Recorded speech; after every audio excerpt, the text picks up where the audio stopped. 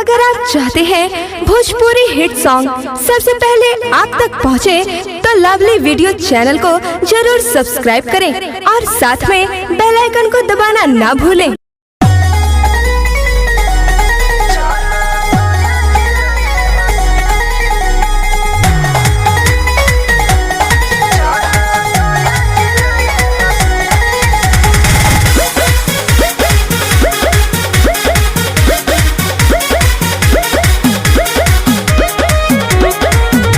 जवानी हमर भइल बाटे बोझ हो, मिले न सजिया पे खाए के डोज हो।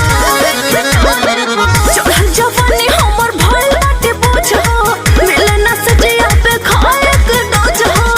मिलता न मरद कौनो कैसे चौकी हिले, मिलता न मरद कौनो कैसे चौकी। अरे बताओ न हिली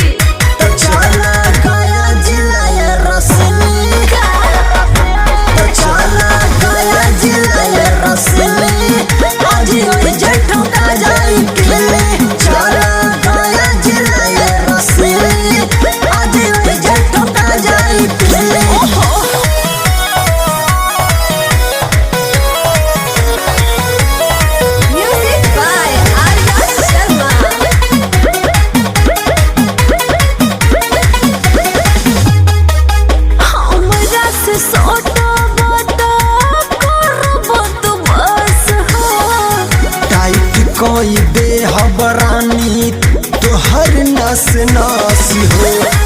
हमरा से सोटा बाता करबत बस हो।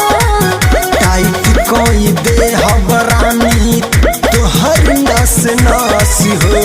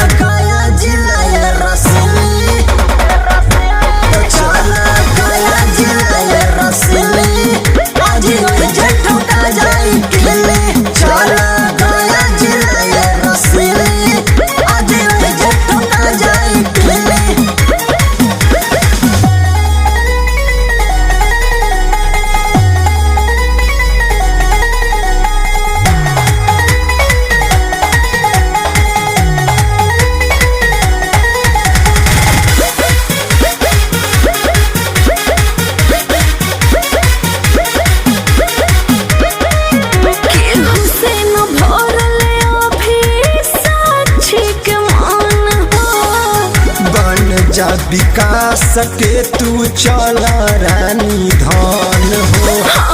केहू से न भरले अभी साक्षी के मान हो। बन जा विकास के तू चला रानी धन हो।